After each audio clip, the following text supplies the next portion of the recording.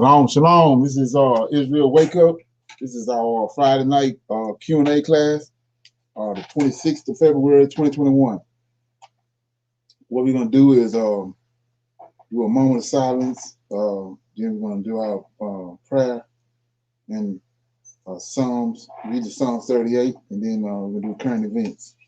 Before we get started, I'm going to get everybody to like and share, subscribe, and hit the notification button. Okay. So we're going to do our moment of silence and our prayer. Oh Lord, we come before thee at the beginning of this Sabbath day that you, O Lord, have given unto us for rest. We come honoring and worshiping thee. We come worshiping thee because of thy great steadfastness and might. O Lord, you delivered our forefathers out of Egypt and Babylon with a show of great force. O Lord, you foretold that you would deliver us from the hands of our enemies, the Gentiles. Just as your servant Daniel examined the book of Jeremiah and realized your coming, O Lord, you have opened up our eyes to the books that have been hidden from us. And O Lord, we have discovered that you foretold the prophets that you are coming to deliver us. We are waiting and seeking you, O Lord, at this hour, seeking and waiting for your return. Tarry not, O Lord, stretch forth thine hands upon our enemies and scatter them. Come from thy holy habitation and turn back our captivity. Peace be on you. Okay. Yes, Lord. Hallelujah. I'm gonna read the Psalms 38. Yeah, I was kind of tossing and turning the other night, and normally when that happened, I just get up because I figured something was gonna need to be revealed. So I came in, I started reading Psalms 38. Right, so we're gonna look at it. I was like, wow. Okay, it says Psalm 38 is a prayer of a penitent heart, and it's a psalm of David. It says, "O Lord, rebuke me not in thy wrath, neither chasten me in thy hot displeasure. For thine arrows stick fast in me, and thou hast pressed me sore. There is no soundness in my flesh because of thine anger. Uh, neither is there any rest in my bones because of my sin. For my iniquities are gone over my head as a heavy burden that are too heavy for me. My wounds stink and are corrupt because of my foolishness. I am troubled. I bow down greatly. I am gone mourning all the day long. For my loins are filled with a loathsome disease, and there is no soundness in my flesh. I am feeble and sore broken. I have roared by reason of thy disquietness of my heart. Lord, all my desires are before thee, and my groaning is not hid from thee. My heart panteth, my strength faileth me. As for the light of mine eyes, it is also gone from me. My lovers and my friends stand aloft for my sword, and my kinsmen stand afar off. They also that seek after my life lay snares for me, and they that seek my heart speak mischief things and imagine deceit all the day long. But I, as a deaf man, heard not, and I was as a dumb man that opened not his mouth. Thus I was a man that heareth not, and whose mouth are no reproofs. In thee, O Lord, do I hope. Thou wilt hear, O Lord, my God. For I said, hear me, lest otherwise they should rejoice over me. When my foot slippeth, they magnify themselves against me. For I am ready to halt, and I am ready to halt, and my sorrows is continually before me. For I will declare my iniquity. I will be I will be sorry for my sin. But my enemies are lively, and they are strong, and they that hate me wrongfully are multiplied. They also that render evil for good are mine adversaries, because I follow the things that are good, that good is. Forsake me not, O Lord, O my God. Be not far from me. Make haste to help me, O Lord, or my salvation. Okay, that was Psalms 38 and verse Psalms 38 and it's prayer for penance of the heart. Okay, so what I'm gonna do is I'm gonna read another Psalms, the Psalms 39, because I was looking at that and they pretty much go together. So this says, I said I will take heed. This is Psalms 39, the prayer for self understanding. That's the Psalm of David. I said, I will take heed to my ways, that I sin not with my tongue. I will keep my mouth with a bridle, while the wicked is before me. I was done with silence. I held my peace, even from good, and my sorrows were stirred. My heart was hot within me, while I was musing, the fire burned. Then spake I with my tongue, Lord, make me to know my end, and the measure of my days, what it is, that I may know how frail I am. Behold, thou hast made my days as a handbreadth, and my age is as nothing before thee. Verily, every man at his best state is altogether vanity. Selah. Surely every man walketh in vain, in a vain show. Surely they are disquieted in vain. He heapeth up riches and knoweth not who shall gather them. And now, Lord, what wait I for? My hope is in thee. Deliver me from all my transgressions. Make me not the reproach of the foolish. I was dumb. I opened not my mouth because thou didst it. Remove thy stroke away from me. I am consumed by the blow of thy hand. When thou with rebukes doest correct me, man, for iniquity, thou makest his beauty to consume away like a moth. Surely every man is vanity. Selah. Hear my prayer, O Lord, and give ear unto my cry. Hold not thy peace at my tears, for I am a stranger with thee and a sojourner, as all my fathers were. O spare me that I may recover strength before I go hence and be no more. Okay, that was Psalms 39. It was a prayer for self understanding. Okay, so Shalom. Shalom. Okay, so yeah, so what I got out of it was, if you look at let me get there right quick. 39:1 says, I said I will take heed to my ways, that I sin not with my tongue. I will keep my mouth with a bridle while the wicked is before me.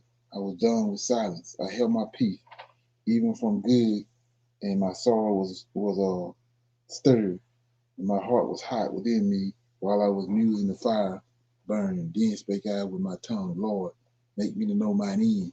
So verse 4 says, Lord, make me to know mine end, and the measure of my days, what it is, that I may know how frail I am. So right here, David is praying, and he's saying, before he passed away, he wanted the Lord to he wanted the Lord to make known to him what his end was going to be, right? Let me read that again. It says, 39:4, Lord, make me to know my end and the measure of my days, what it is, that I may know how frail I am. So when you see that right there, I'm going to show you the answer to that prayer. You can read it on your own, but go to 2 Samuel right quick.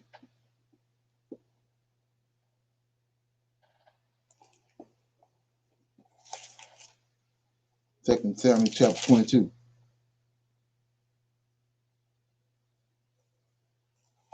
So if you read, I just read 39:4 says, Lord, make me to know mine end and the measure of my days, what it is, that I may know how frail I am. Psalm 20, verse 22, 2 Samuel 22, verse 1. And David spake unto the Lord the words of this song, right? That's what that is over here. These songs are songs. So this is song, this right here, same thing. So it says in verse 22 and 1 said, and David spake unto the Lord the words of this song in the day that the Lord had delivered him out of all the hands of all his enemies and out of the hands of Saul. And he said, the Lord is my rock, my fortress, and my deliverer, God of my rock, in him will I trust. He is my shield and the horn of my salvation, my high tower and my refuge and my savior. Thou savest me from violence, right? So here we go. Verse 4. I will call on the Lord, who is worthy to be praised.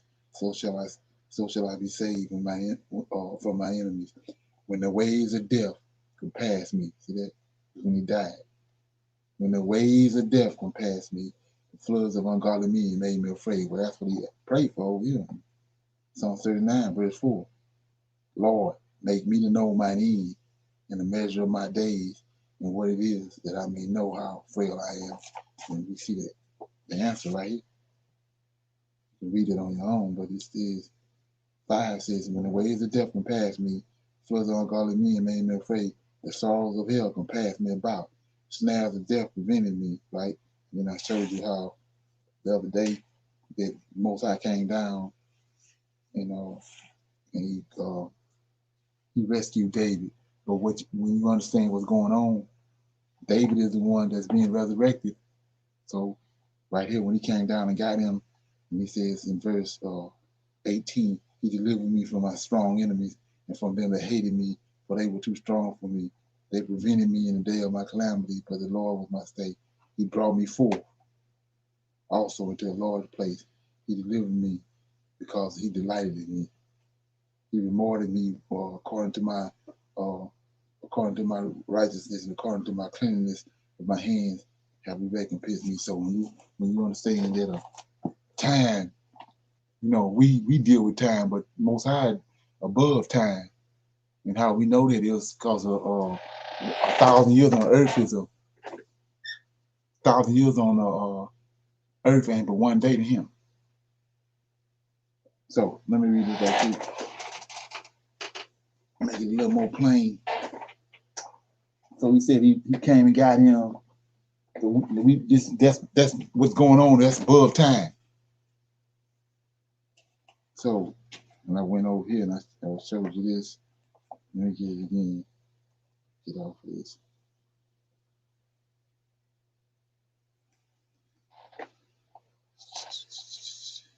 See.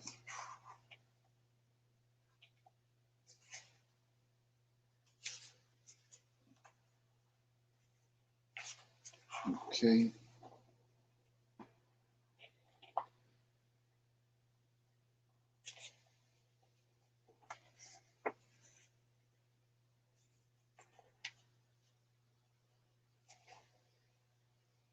Okay, he says, and it came to pass, I'm in second Ezra. This is chapter 12, 40, chapter 12, let me see. Chapter 13, verse 1 says, and it came to pass after 7 days that in the night I dreamed a dream, and behold, a wind rose from the sea.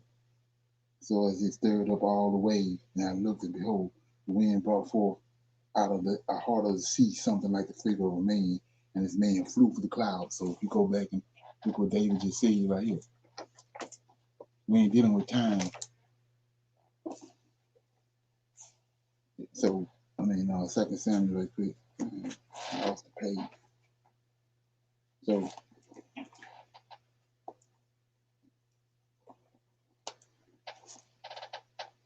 Second Samuel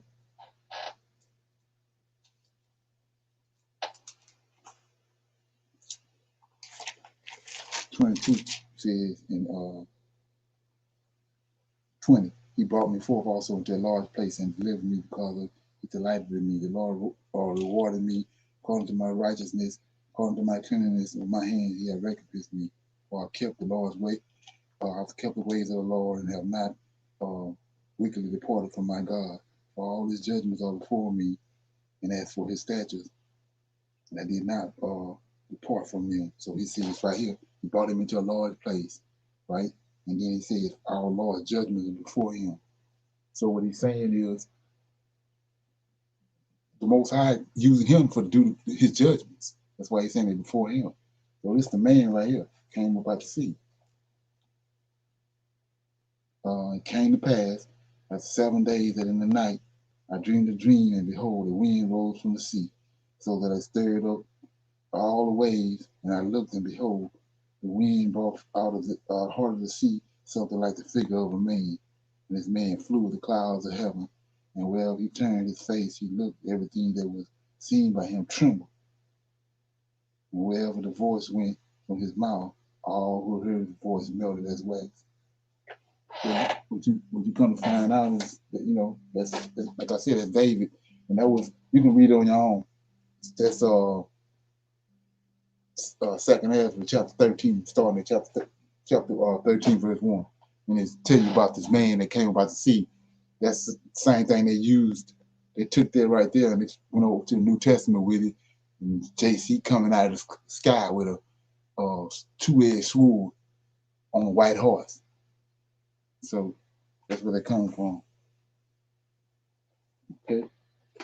So that being said, let me get on move along. So yeah. So like I was saying, anybody got any current events? Okay. I was gonna show you this right here. This dealing with Tiger Woods. Yeah, so not supposedly now they got something like they did Tiger before. Tiger Woods, former mistress, weighs in on this car accident. More news this week, so we're gonna read what she got to say. It says, awful accident. On February 23rd, the sports and entertainment world were stunned upon hearing that Tiger Woods suffered multiple leg injuries that required emergency surgery after his in a single car accident near Los Angeles. Local authorities confirmed that the golfer had to be extracted from the car. Tiger was rushed to Harbor UCLA Medical Center. There, doctors repaired his badly damaged leg with screws, pins, and a rod. Trauma to the muscles and soft tissue of the leg required surgical release of the covering of the muscles to relieve pressure due to swelling. Tiger's chief medical officer said he was moved to LA's famed Cedars-Sinai Medical Center a few days later following the incident. Many in the entertainment voiced their support for the five-time Masters champion. His famed former mistress, Rachel, can't say her name, you tell, was among them. Obviously, hearing the news has shaken me up, as it probably shaken anybody up to see that. Hearings, Agent Mark Steinberg says that he is in surgery for his leg is something. Let me see, says that he is in surgery for his leg is something that really worries me. And when you hear of a comment like that, you know it's true. She told the New York Post he is an athlete and his legs are essential to his sport. And to him being who he is, he's already had trouble with his body up until this point. He didn't need any more injury. Okay, so let me get back over here. Anybody got any comments or anybody heard anything else about Tiger Woods? No, but if he can't perform, then probably don't what they do.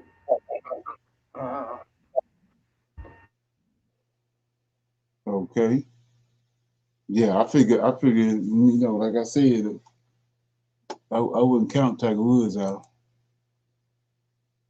I ain't gonna believe until I see it. Oh, okay. Yeah. Shalom, shalom.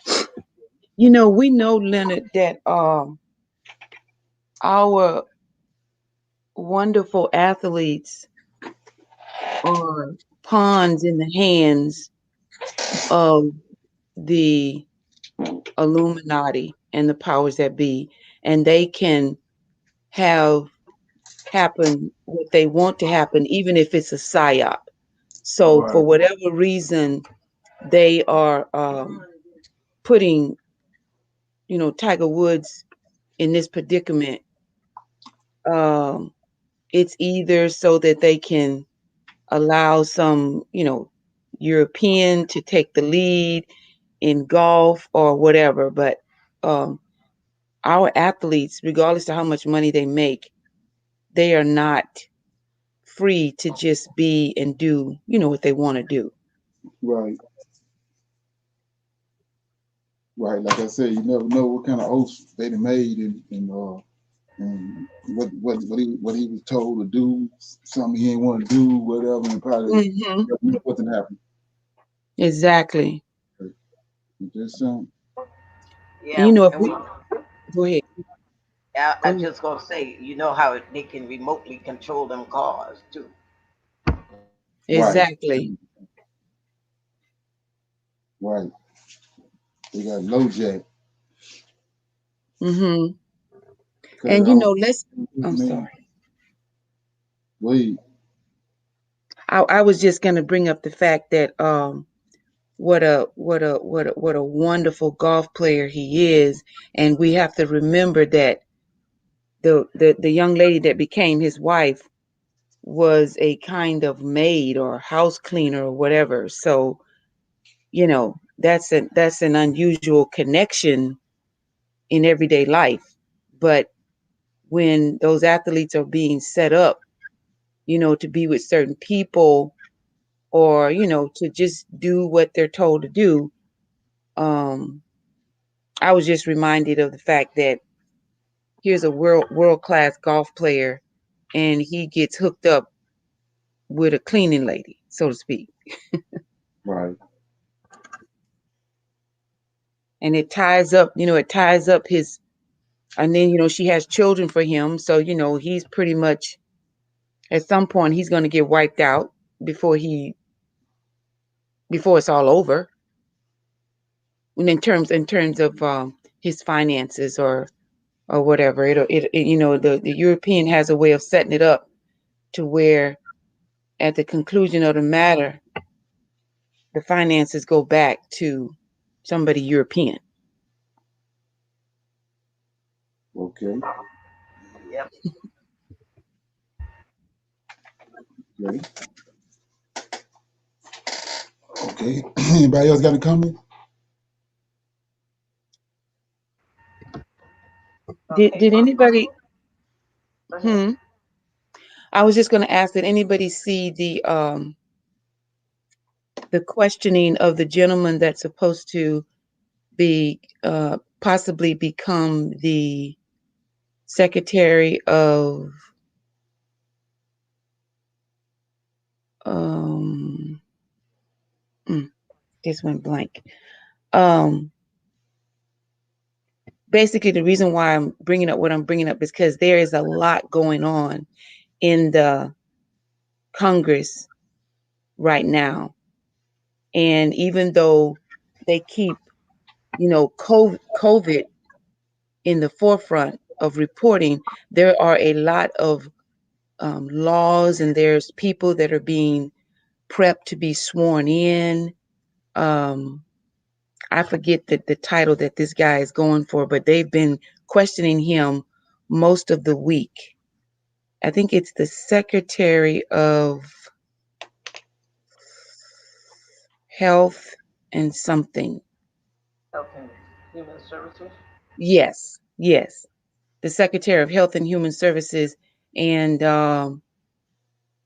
I think he might be part Hispanic, Okay, but we there's a lot going on other than COVID. okay. Anybody Any, else got anything else? yeah. Anybody heard about what's going on with the stimulus? Yeah, I That's what, yeah, I was just getting ready to say something about that. It is something going on because they really holding that up. That's not moving as fast as Biden said it was going to be moving. Exactly. They said the Republicans said it's too expensive and corrupt. Mm, right. They're saying that $15 and that $15 minimum wage has nothing to do with the coronavirus package. Right. Mm. Yeah, they just going through that finding something in there to go against it and hold it up. That's how they operate. Mhm. Right. Okay. Anybody else got anything else? Yeah, I was doing a little backtracking. I did a little uh, dialogue in a couple of classes back about Nehemiah, and I didn't have my book of Lamech, and I got it now, so I want to put this on the record, put this in the so to be on the channel. It says what I'm doing is this is some of the history that's been hidden about back in the day because let me read this right quick. Two things I gotta read. Another thing too, Solomon had a wife named Naaman. So it says right here, I'm in Genesis. This is another one of those things when after somebody shine light on it, you realize that you need to go do some research on it because there's something being hid from you. So I'm in chapter 4, in Genesis chapter 4, and this is verse 16. It says, the first thing it says right here, Cain went out from the presence of the Lord, and he dwelt in the land of Nod on the east of Eden. Cain knew his wife, and she conceived and bore Enoch, right? So Cain's first son name was Enoch, but the part that goes over a lot of people's head, he said he built a city, right? Nobody asked the question, Israel had got Jerusalem, and we know about we reading every and all these books, the different goings on that was going on in Jerusalem. We don't have no evidence of nothing that was going on in the city of Enoch. And what was going on? You mentioned that he built a city. Well, what was going on in the city? And most I don't ain't how he operate. So it says, 17, Cain knew his wife, she conceived and bore Enoch, and he built a city. And he called the name of the city after the name of his son Enoch. So, like I said, you telling us about this city named Enoch, what was going on in it? Anyway, we keep going. And unto Enoch was born Irad. Irad begot Methuselah. Methuselah begot Methuselah. Methuselah begot Lamech. Lamech took unto him 2 wives. The name of one was Ada. The name of the other was Zillah. Ada bore Jubal, and he was the father of such as dwell in tents, and such as have cattle. And his brother name was Jubal. He was the father of all such as handle the harp and the organ. And Zillah, she also bore Tubal-Cain, an instructor of every artificial brass and iron, and the sister of Tubal-Cain was Naomi. See that? So that's a trigger right there for you to go do your research, because it says he listening in Cain's descendants over here in chapter 5. Adam's descendants, it don't mention no women. But then all of a sudden over here in Cain's descendants, in verse 22, it says Zillah, she bore Tubal-Cain, an instructor of artificial brass and iron, and the sister of Tubal-Cain, out the blue. Now he wants to know, out the blue, he wants you to know why are you telling me this? You ain't mentioning no women nowhere else. Now all of a sudden you telling me that Tubal-Cain got a sister. And her name is Naamah. So that's right there. That's a dead calendar line. You want to go back and first of all you want to pray about it, because most I know where the information is. All the hosts know where it's at, so you pray about it. Then you're gonna maybe 6 months or 2 years later. But once you pray about it, then you putting heaven on alert. So lo and behold, I found out what was going on inside the city of Enoch. I'm in the book of Lamech. So it says, I'm gonna read this. It's probably like 3 pages. It's gonna answer a lot of questions. It says that Lamech had a daughter by his wife. Understand that also that Ada and Zillah is from Adam's descendants. Lamech went over and got two daughters from Adam's descendants, right? So they Leonard, mix. can I ask, is Lamech wicked? It's two Lamechs. Okay. This one right here is wicked.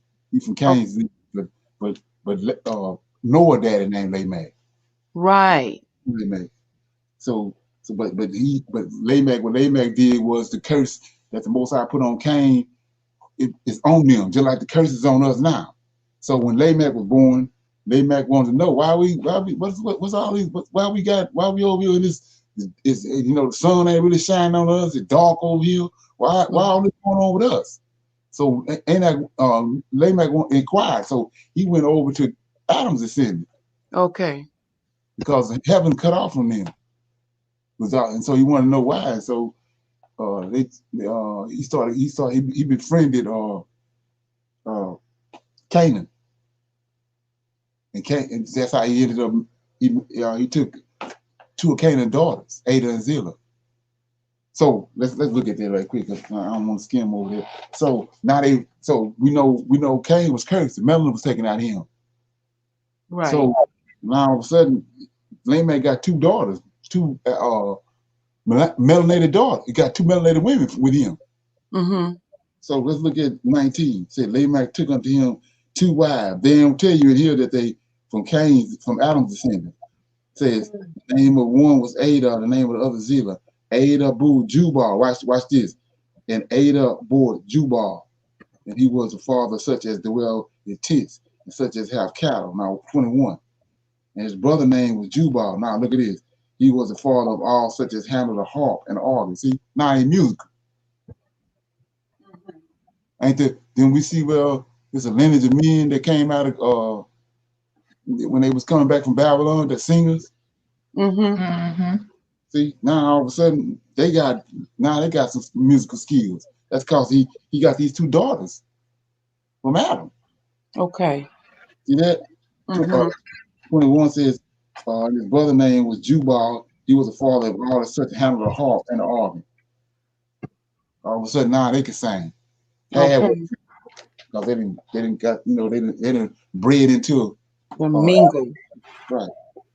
Anyway, so now I'm in the book of Lamech. Okay. Lamech has a daughter by his wife Zillah named Naamah. And Naamah was born pale and not with complete mark of the line of Cain. So see, telling you right here, they was white. They turned white. So Naamah was beautiful and pleasant before the eyes of all, and known in the city of Enoch for singing. See that? She's singing because she came from those women. Yeah. Mm-hmm. But what happened now? All of a sudden, they bring us into the city of Enoch now. Mm-hmm. We're getting a glimpse of what's going on in the city of Enoch. Lamech, Jabal, Jubal, see that? And Tubal-Cain, then all one name of the sons of God. So these angels, because she looked good, right? Exactly. So they running rampant. So it said, look what happened. And the sons of God in the midst of the city. See that? And the sons of God in the midst of the city of Enoch were mighty. Well, let's look at that. Let's go back over here to Genesis right quick. We're gonna make this plain because people want to fumble with this stuff. So it says, and I'm in Genesis chapter 2. We're dealing with the mist, what the mist means. Genesis chapter 2. And the Lord God planted a garden eastward of Eden, and there he put the man whom he had formed. And out of the ground, the Lord God, out of the ground, made the Lord God to grow every tree pleasant to the sight, good for food, the tree of life also in the midst of the garden. Mm. And the tree of knowledge of the good and evil. There's two trees in the garden. We see right here, we know now these ain't no regular trees. Right. Because one of these trees know the difference in good and evil. I don't know no tree that know the difference in good and evil. Right. So these beings. So let's go back over here and read this again. The sons of God, these angels, there's two angels right here in the garden. Mm-hmm. Lucifer and Michael. In case you're fumbling with it. So that says, and the sons of God in the midst of the city of Enoch. So these angels in the city. Yeah. See, that's what mist means. So these angels in the city. So it says, the sons of God in the midst of the city were mighty, and they had powers and authority, and they had their way with anyone that laid their hands they laid their hands upon. So we already know they came down sleeping with women. I mean, that Lucifer came down in the garden, slept with women. Then in Genesis chapter 6, they came down and started sleeping with women, right? Right. So right here, they had power and authority, and they had their way with anyone. So it's men and women. They perverted. They had their to anyone they had their lay their hands upon, and the sons of God showed men how to mix the blood and other abominations in the city of Enoch. See, we all up in the city now. So it says the sons of God were extravagant and ruled over the city of Enoch with misery, oppressors. That's why I'm telling you the Egyptians were giants. He said, my people oftentimes went down to Egypt, and the Egyptian, not the Canaanite or the Ethiopian, but the Egyptian oppressed them, right? Says that there was no rest in their hatred, right? And with this misery, they mocked men with songs, for the destruction of the wicked is seen, right? So now it says, and there was violence on the earth, and violence in all things, for there were less women, and men continuously sought strange flesh for agrification. The wrath of living things was a force that the earth had never seen. Evil spread like locusts, rested upon every part of the land, and there never will be evil such as at that time. Men then uncovered the nakedness of their fathers. See that? Homosexuality. See that? Yeah. So it ain't just pop up in America or pop up with the Greeks. So look, it says, men uncovered the nakedness of their fathers and their mothers. They uncovered the nakedness of their brothers and sisters, and the nakedness of their own children. And men approached their blood relatives to uncover their nakedness. Wow. Sharing all that was carnal within their families, and the prize was to uncover a woman's nakedness during her menstrual impurities. They were more carnal than any man who have ever walked the earth ever since. See that? So they way more. You think these people was wicked as hell now? It says back then it was wicked as hell. Yes. And then it fell off now. See, because these giants and the angels was on the earth. Well, they did not have the understanding of man. For carnal men knew and fools understood.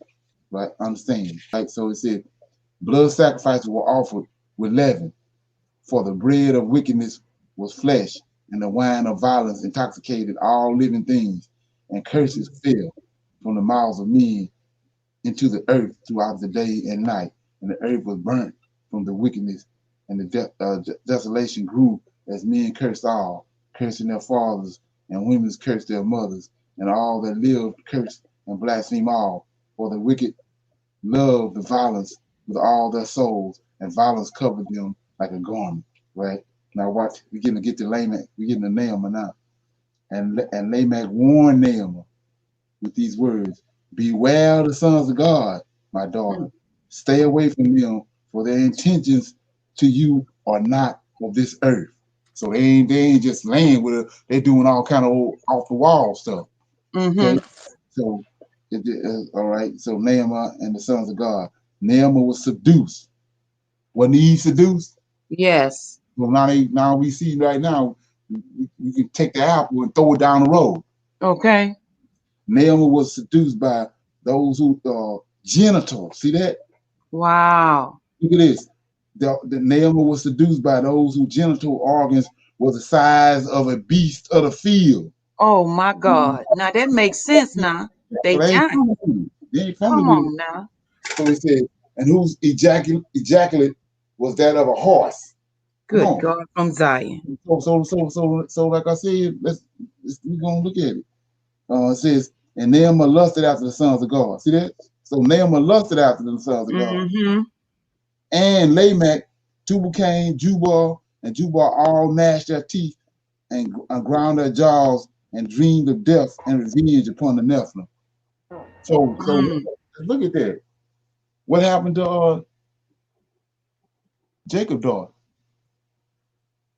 Oh yeah. They Yeah.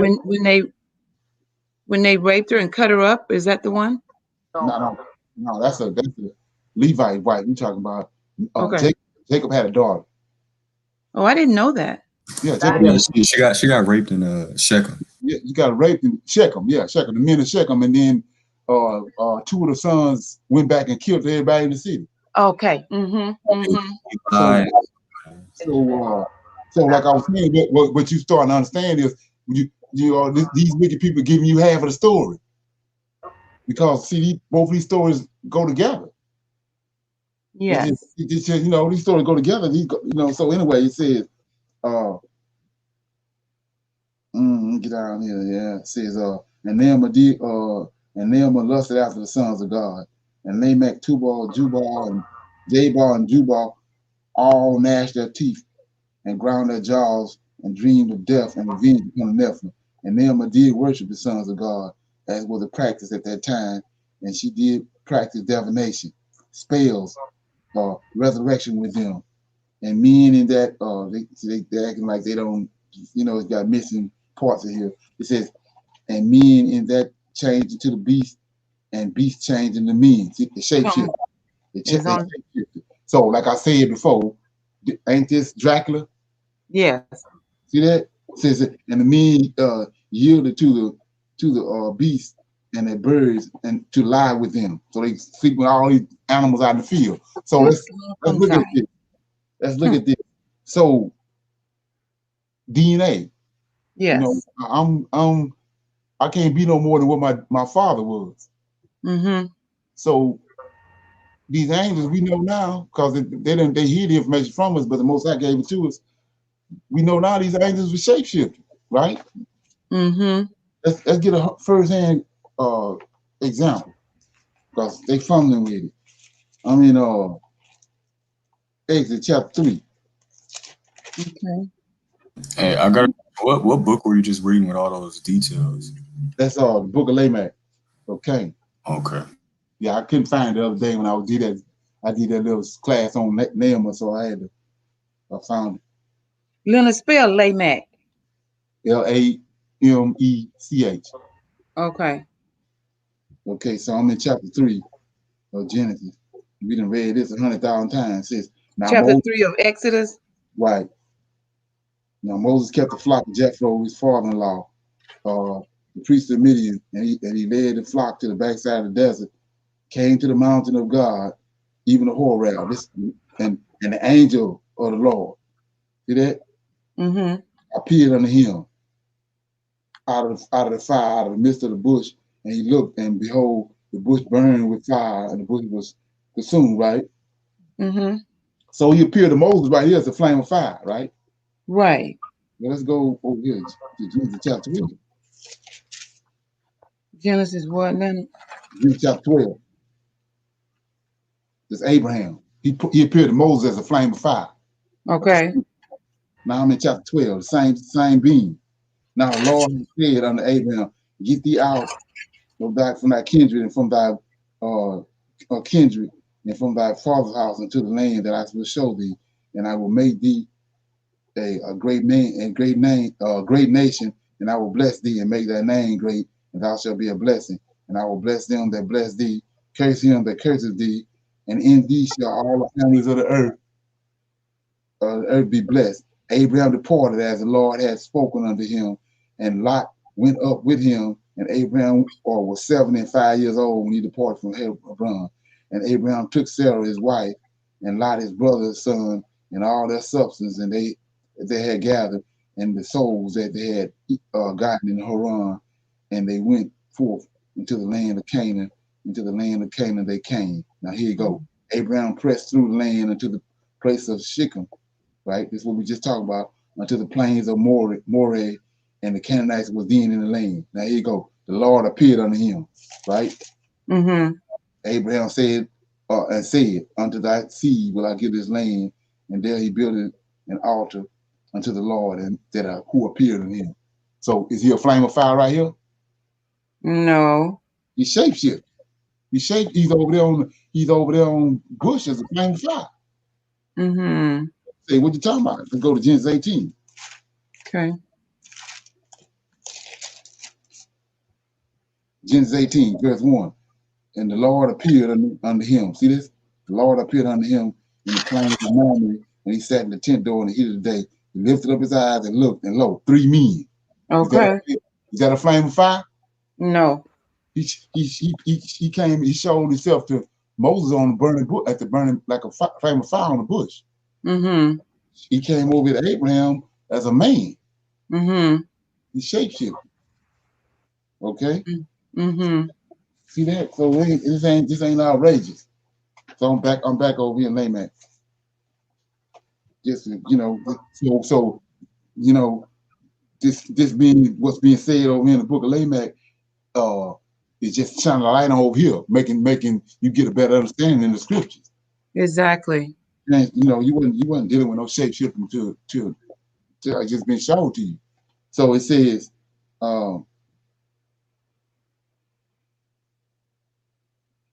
okay, Lamech says say between the lamb, and the men were go. It says, and the men yielded to the beasts and the birds to lie with them, and the men raped. The men was raped mightily, and those between the lands of the dead and the living that made it, them as well. And the get to this is what I was telling you about. This is what nobody talks about. They talk about the Nephilim from when the angel came down and slept with the woman, right? And you got a child. But then he talking about what you got when the angel slept with an animal. Okay. A different type of giant. This is what he talking about when he said the land eat up its inhabitants. So he said Minotaur. It says the I'm gonna show you how they spell it. You can Google it or do a search on it. GONTEEKWA. That's what they are. One more time, Leonard. GONTEEKWA.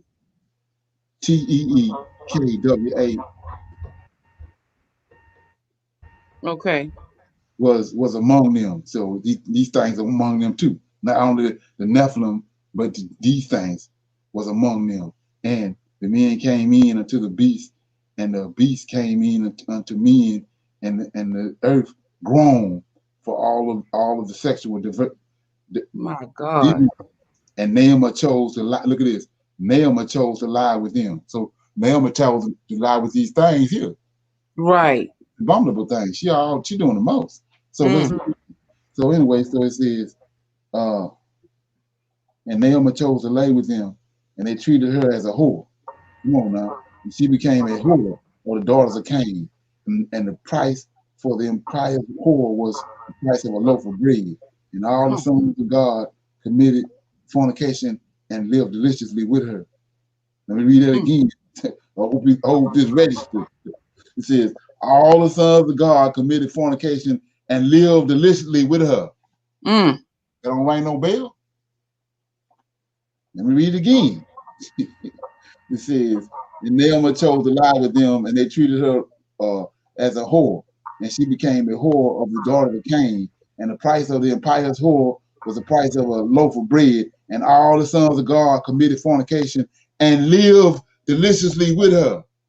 That sounds like Babylon. There you go. There you go. This is straight out of Revelations, getting it from right here. See that? Well, Naaman was both a deep ditch and a narrow pit. And as a whore deriding the gift, she mocked Leviathan only. And one day, Naaman was in the open square, drunk with the blood of the sons of God. Well, they served. So remember, go back what it says in Babylon. They was drunk from the, see that? We just saw it. But they saw they living deliciously. Now they drunk from the wine. See that? Yes, yes. Okay. And it said, and one day Naaman was in the open square, drunk with the blood of the sons of God, that they served it to her in chalices. And Lamech saw her and wondered with great admiration. There you go. Look at that. says, and Lamech saw her and wondered with great admiration. That's in Revelations, ain't it? Mm. For giants and men and sons of God all mingled with Naamah. She wore her gold and pearls. This is the woman that's in Babylon in Revelation. She wore her gold and pearls and sat upon the waters. Come on now. And she was Okay. all, and none saw desolation when she was near, and those that wanted to tear her clothes from her and eat her flesh all had the change of heart when they looked into her eyes. And she took a harp and walked about the city of Enoch, singing like a forgotten whore, and none remembered how she had sung before. Right? Okay, now Lamech mourned for his daughter, and Lamech was troubled. Somebody doing the most. It says, and Lamech was troubled, for he could not stop Naamah from mingling with the sons of God. Leviathan could not smite the sons of God, and Lamech was troubled deeply, and Lamech groaned in himself to a grave and a large stone that lay upon it. And Lamech asked the Leviathan to remove the stone, and the air stunk. And Lamech raised up his eyes to the Leviathan and said, Leviathan, I think you that you have heard me, and I know that you hear me always. And Lamech laid himself down on the bones of another and wrapped himself in the grave cloth and said, I may as well be dead, for my daughter has gone the way of the sons of God. Okay, then Lamech, this is the last couple paragraphs. Lamech then lay peaceably in the grave, and when he knew what to tell Naamah, he came forward bound hand and foot with grave clothes, and he loosed them and let go of them, for he loved Naamah with his heart and forgave her of all, saying, I will call Naamah a whore no longer, for she will be the last of her kind, and I shall prepare her for it. In all her fornication with the sons of God, Naamah never conceived, and she was never was killed bearing a giant, which was what women did in that time. Naamah's flesh was then corrupted, for the ways of the sons of God are not man's ways. And Naamah eventually put away childish things, and then later she met Noah. Did you see that? Did you hear that? Yep. Goodness gracious. After all that, the Lord cleaned up and she met Noah? Yeah. So let's look at it. This is the reason I'm reading it. So let's look at it. Okay. Now let's look at it. It says, I'm in Genesis chapter 9. Wow. I'm in Genesis chapter let me see. I mean, Naamah was doing the most. Right. Here we go. It says, I'm in chapter 6, verse 9. These are the generations of Noah. Noah was a just man, perfect in his generation, and Noah walked with God. Noah begot 3 sons, Shem, Ham, and Japheth. And the earth was corrupt before God, and the earth was filled with violence. God looked upon the, let me see if I'm in the right place. Yeah, it says, and God looked upon the earth, and behold, it was corrupt, for all flesh had corrupted his way upon the earth. And God said unto Noah, the end of all flesh is before me, for the earth is filled with violence through them, and behold, I will destroy them with the earth. Make there a ark of gopher wood, rooms that thou make in the ark shall pitch it within, without with pitch. And this is the fashion. Okay, let me get on down here.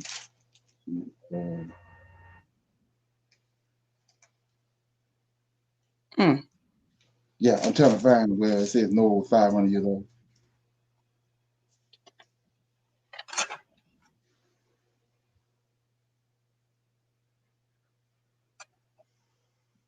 Okay, look at chapter 7, verse 11, maybe.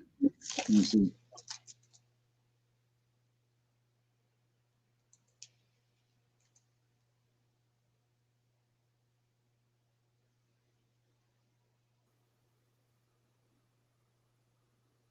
Or either Leonard, chapter 7, verse 6.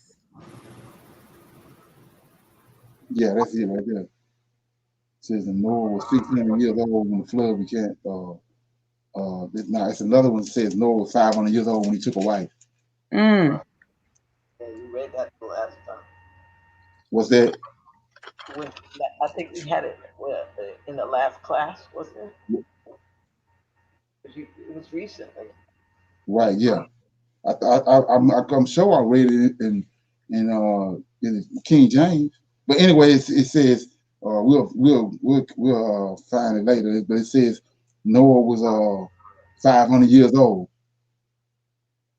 when he found a wife. So they got another red flag right there. So he's 500 years old when he met. We got so something going on right there. So now let's look at this. 5 and 30. Leonard, I'm sorry. It's Genesis chapter 5 and 32, baby.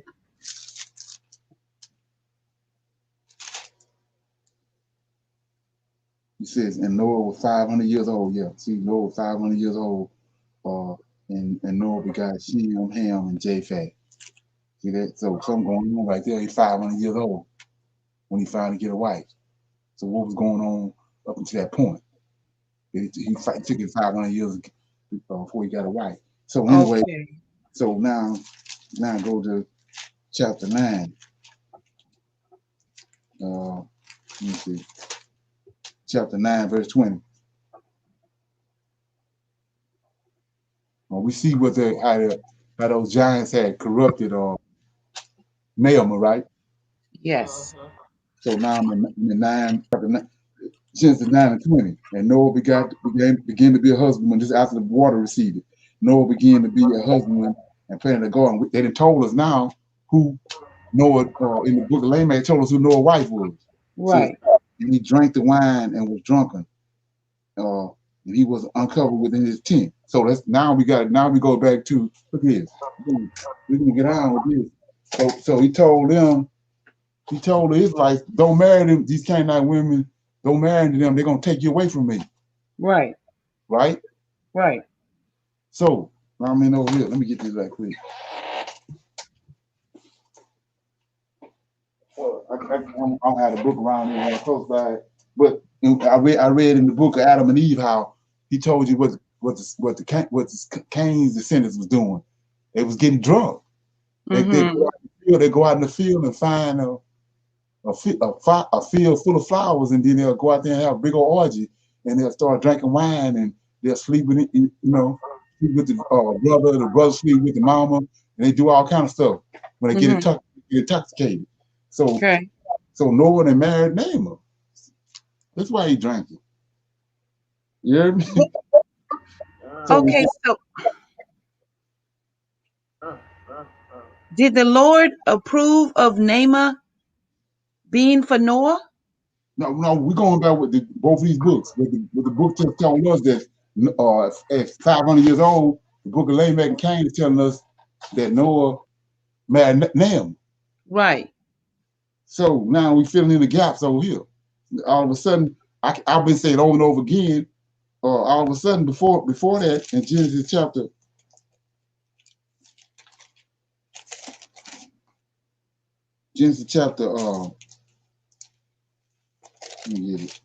9, it says, trying to duck and dodge today. I ain't in 9. 6 and verse 9. These are the generations of Noah. Noah was a just man and perfect in his generation. Right. And Noah walked with God. So he's telling you he's perfect. Now you get over here 9 and 20 after the flood, he drank it. Right. So are you saying there's a dead cat on the line? It's dead cat on the line, right? So we got an example. Okay. What was Solomon doing when he was young? He was running after the Most High, wasn't it? Yes. He was young. He was tender plant. He came up. David had showed him how to deal with the Most High. What happened when he started marrying those strange women? He started going away from the Lord. Building, worshiping these other deities. Gods. Mm-hmm. And now let's look at the Most High own words. Don't let your sons marry their daughters. They're gonna turn them away from me. Right. So now let's look. Well, here, verse 20. He was a perfect man when the Most High chose him. Now it says Noah began to be a husband and he planted a vineyard and he drank the wine and was drunk. was in his tent. Ain't that what Naaman and them was doing for the flood? Right. Now watch this. 22. And Ham, the father of Canaan, saw the nakedness of. So who was it? We know it's a woman in this story. Now we know who the woman is. Who it is? That's Damn. Naaman. Naaman. What they were doing to her before the flood. The same thing that The happened same to her thing. in Noah's tent. Mm-hmm. She got a spirit on her though. Well, I'm saying. Right. Right. And Wow. then, now, who was the dude though? Japhet. He was doing the same thing. Mm-hmm. She came to sentence, and he came to sentence. Come on. Say man. that again, Leonard. Both of them come from Cain descendants. Okay. Okay. And Japhet. Okay. Right. Okay, so you said there was a spirit on her? I mean, if a dude smoking weed all the time, then he think he's slick. There's a spirit on him. Right. So if you sleep with all type of men, there's a spirit on you. Mhm. Right. I To get do that type of thing. It's habitual. It's part of who you are. It's automatic. Yeah. But Wow. okay, so then if we think about all the behaviors that are dysfunctional behaviors, the addictions, like the drugs, the alcohol, the sex, there's just a bunch of other dysfunctional behaviors that people have. Those are spirits also. Mm-hmm. Right. But like I was saying before, they've taken that understanding away from us that we don't understand it. Like I said, if you sitting up in your living room or watching the good times, and then some come to you and tell you go down there and rob the store, that ain't you. Right. There's a spirit that's posted up in you, but we don't understand that. We thinking all that's us. Mm-hmm. All these suggestions being made, all this stuff you doing, and all this you thinking it's you. So Leonard, like for the longest time, we had no understanding of why the Lord flooded the earth, but we have a clear understanding now. All of this kind of stuff was going on. Right.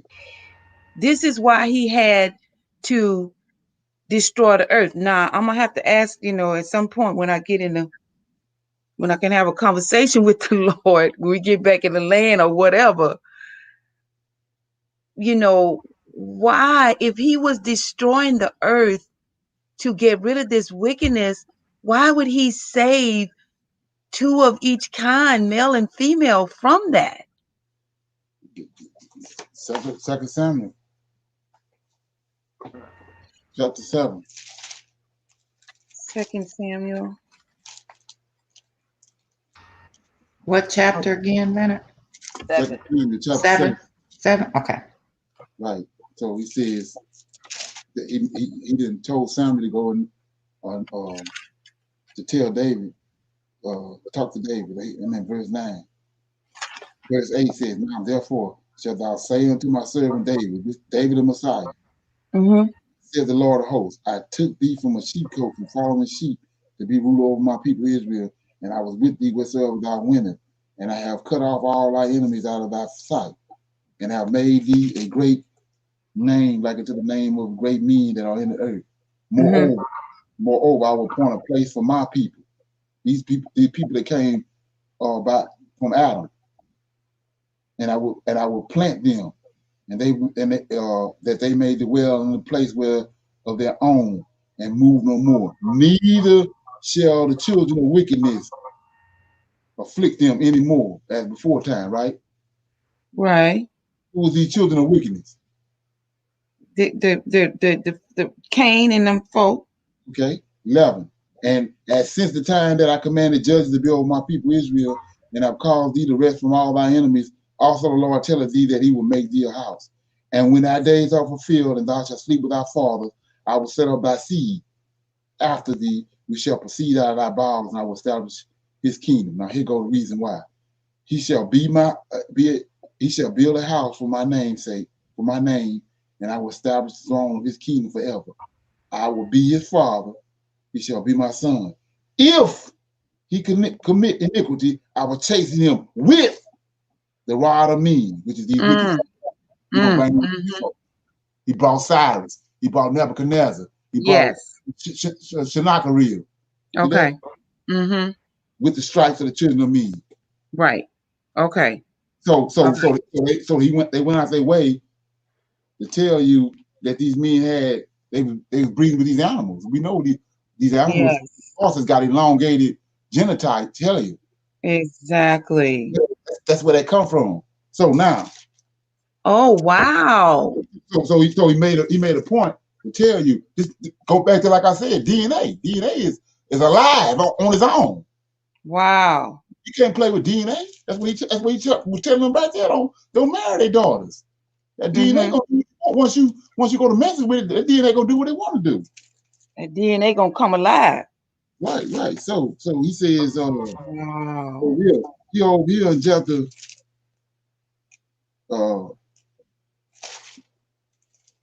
let me get it. Then that's a really significant connection as you are reading in the book of Lamech, and it's helping us to understand the perversion and all of the seeds of perversion that were planted in the earth as a result of the activity of the sons of God. And then one thing, Lynn, I'm gonna be quiet. I got a problem with this name, the sons of God, because that phrase, the sons of God, have also been used deceptively. Right. You would never think that the phrase the sons of God is referring to perverted, the perverted L's. Can I say it that way? Right. Okay. So he says in verse 6 and 17, he says, "Behold, even I do bring a flood upon the flood of waters upon the whole earth to destroy all flesh." See that? Or wherein is the breath of life from under the heavens, and everything that is in the earth shall die. Now he says, let me get it.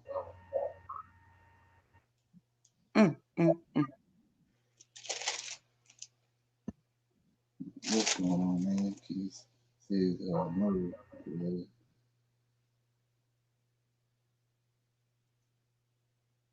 So he told Noah, I don't see it. You know what's going on, man. It says he told Noah to go get a male and a female of all flesh, right?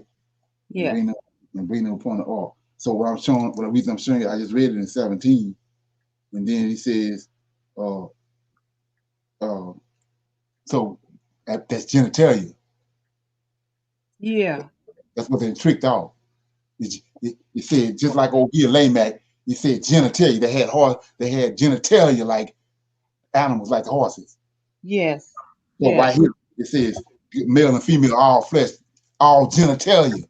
Yes. It changed what's going on. So that's, like I said, you got to understand that when they got the people, when they got Shakespeare. King James got Shakespeare to concoct the King James Bible. He a literary genius. He know just what words to use. Yeah. Josephus, Philo, Pliny the Elder, they all literary geniuses. They concocted this. So that thing said genitalia. So right there, if genitalia was in there, you would have known these ain't no Shem, Ham, and Japheth ain't come from the same place. Right. Well, that's what I'm trying to get you to see. So we got Japheth and his wife, Ham, which is a 6-day man, his wife, and then he got Shem, is Noah's son. Shem and Noah come from Adam's descendants. And so now we found out Noah that married Naamah. She a Gentile, and Japheth on the boat. And both of them wicked as hell. They got a track record of going out in the field, having orgies and doing all kind of perverted wicked stuff on the earth that they seen these fallen angels and everybody else was doing. When the water receding, they got off of there, they both of them hooked up. So Naamah and Japheth had the same DNA. Right, they Gentiles. Okay. They Cain descendants. Right. So I'm back. I'm gonna read the rest of this then, and we go to something else. I wasn't gonna pretend to stay this long on this. So it says, Lamech then well, I'm gonna read this again. Then Lamech lay peaceably in his grave, and when he knew what to tell Naaman, he came forth bound hand and foot with grave clothes. So let's look Oh at. Lord. So what do the skull and bones do? They lay in the grave and they have to ejaculate in the grave. Right. There you go. Right here. You see, this is where they come from. Right here. Wow. Well, I just showed them all that. So let's look at it though. Said Lamech then lay peaceably in the grave, right? And when he knew what to tell them, he came forth bound. Look at this, bound, hand and foot, and with grave clothes on, right? Mm-hmm. So how did Lazarus come forth? Exactly. That's exactly what I thought about. So Bound. see that?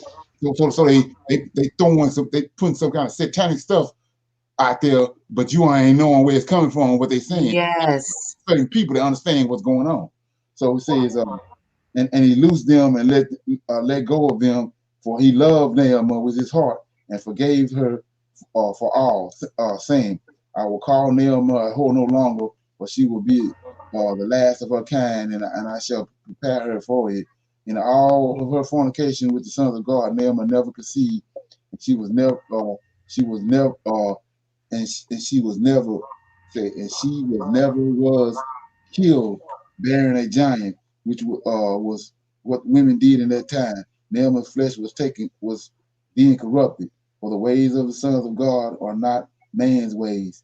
Naaman eventually put away childish things, and then later she met Noah, right? So she cleaned herself up. Before Noah and Naaman wed, Lamech instructed her not to tell Noah that she had lain with the Nephilim in her most time till time enough had passed, and Noah did not know of whom Naaman had lain with, for Noah sought a wife that was upright and pure, and Naaman was not those things, and none of those things were available to Noah at that time. Nor was Noah upright and pure, for all was corrupted. And Noah and Naaman had 3 sons. Shem. Look at this. Noah and Naaman had 3 sons, Ham, Shem, and Japheth. And Ham was Pelis of her children from the mark that he had killed. That's crazy right here. They doing the most. Say Ham black. So we say Ham was the purest of her children from the mark that he carried. So there's some racist stuff coming on right here, and corruption that Naaman fostered in secret from Noah, and after that, and other that they did not told in the first book of Naaman. Mine's got a book of Naaman. Come on now. That's some wicked stuff right there now. Yeah. So that's what I was want to connect those dots. When I was dealing with the story of Naaman the other day, but I couldn't find my book of Naaman. So yeah. So I know we're gonna move on. I just made a weird connection, and I'm gonna just put it out there, and you can just help me, Leonard, or just tell me, just hold on to it or whatever. So when we talk about these so to speak normal women becoming impregnated by these sons of God, these Nephilims, the connection that I made is C-sections. Like, as Hebrew Israelite women, the Lord of hosts created us and made our bodies to be able to do what it needs to do to procreate, right? Right. But if those ladies, those women at that time were giving birth to giant babies, perhaps they had to be cut. No, And she just said they killed him. Baby bust out, just like on yeah. Alien and the Predator. The thing bust out and killed. So the mama died. Yeah, killed. He bust out, kill her. Bust out the stomach. You don't come out the right way. You come out just bust out of their stomach. Oh my goodness. Right. That's what she was just saying. Naaman never had no children. That's why she wasn't dead. Okay. She never Okay. for the Giants. Right. Right. Yeah. Wow. That really, so Leonard, they didn't just hide these books from us for no little reason. They Right. took away our ability to understand in a great way that as Hebrew Israelites, we are totally different from these other DNA folk.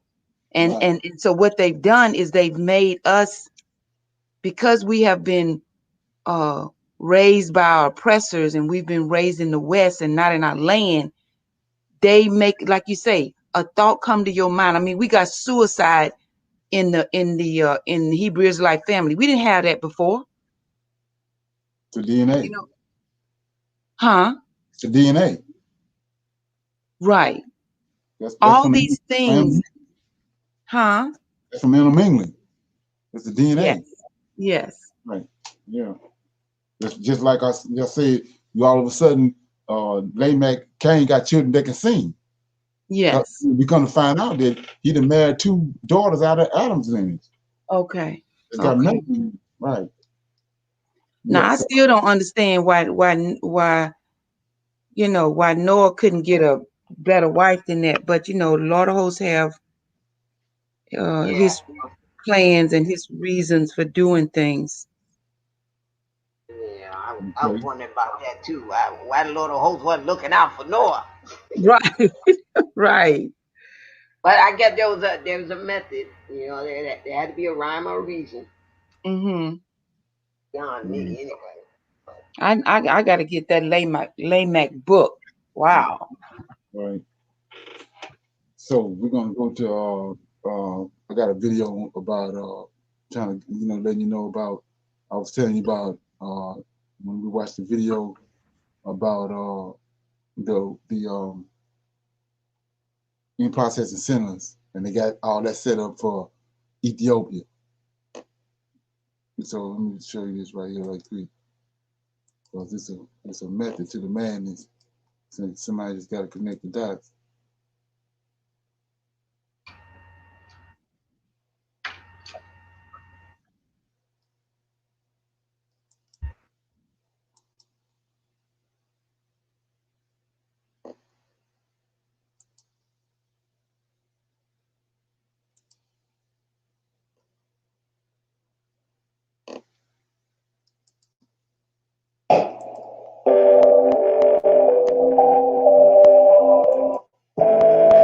Urban infrastructural development and investments throughout the African continent are at an all-time high. Ethiopia capital Addis Ababa is among the leading cities in Africa, witnessing a massive infrastructural development. Addis Ababa has made enormous strides. So they recently just made a 10-hour flight from Atlanta to Addis Ababa. Look what in they're the doing. past 2 decades, and a new urban aesthetic is emerging in East Africa. Just like most major cities across the world, Addis Ababa, the vibrant metropolitan of Ethiopia, is faced with housing problem. With the ever-growing population and rural to urban migration, they showed us in the residents of video Addis right there. Ababa has been facing shortage of residential houses. Having understood this predicament, the Ethiopian government has been striving to build many houses in different parts of the city.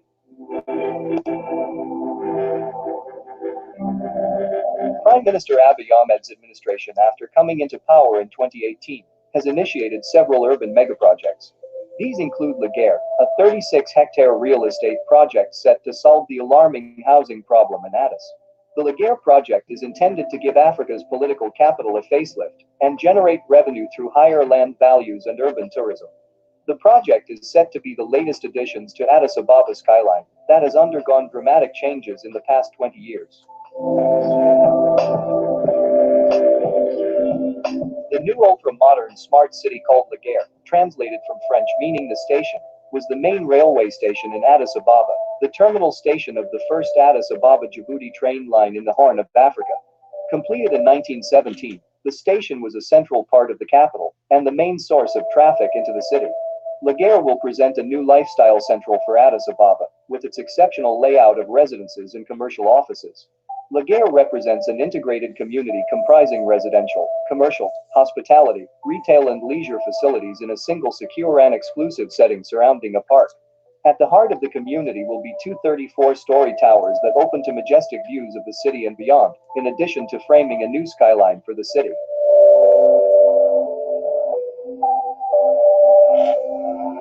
The project is the largest mixed-use project in Ethiopia, with over 4,000 residences, expected to occupy 360,000 square meters, and create job opportunities for over 25,000 Ethiopians. The development is in proximity to the Addis Ababa International Airport, with a rail line running along its northern edge. The project, which was inaugurated in 2018 by the Ethiopian government, is being undertaken in collaboration with Eagle Hills, a private real estate company of Abu Dhabi, at an estimate cost of about $1.5 billion. The government of Ethiopia, in partnership with Eagle Hills, also aims to develop a social housing component within the master plan, where residential units will be built to permanently accommodate the existing residents currently living in the project site. Earlier this year, the Abu Dhabi developer Eagle Hills launched a sales campaign for the first residential tower of Laguerre. According to online sources, over 1,200 potential buyers were introduced to the first phase of the project, termed One Laguerre, a 21-story apartment block with 87 units, at a 3-day event at the Hyatt Regency in the Ethiopian capital. Attractions of the launched One Laguerre include 24-hour security, resident parking, and a luxurious lobby.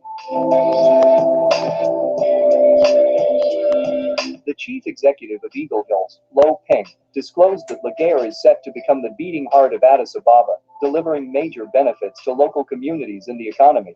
According to the CEO, the launch of One Laguerre represents a major step towards the realization of this vision.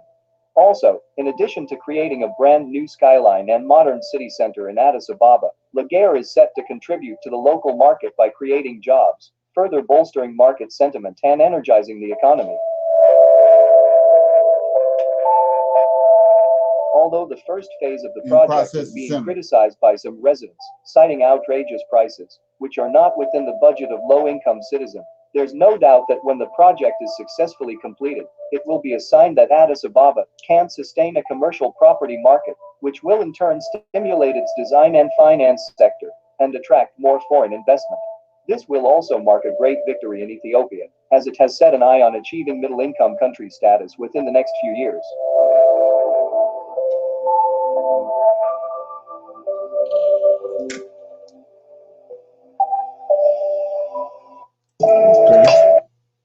Okay, so like I said, all this stuff is not a coincidence. We sitting over, most people don't even know what's going on, but you know, just slowly seeing them connecting all these dots. And like I said, once they connect these dots, I'm gonna show you what's going on.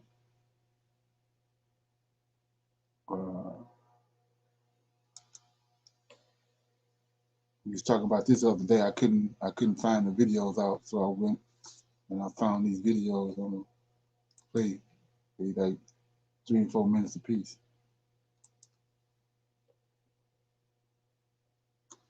So, okay, this is on the. I was trying to find this. I couldn't find it the other day. This on the $100. This on the $100 bill. The last one they brought out.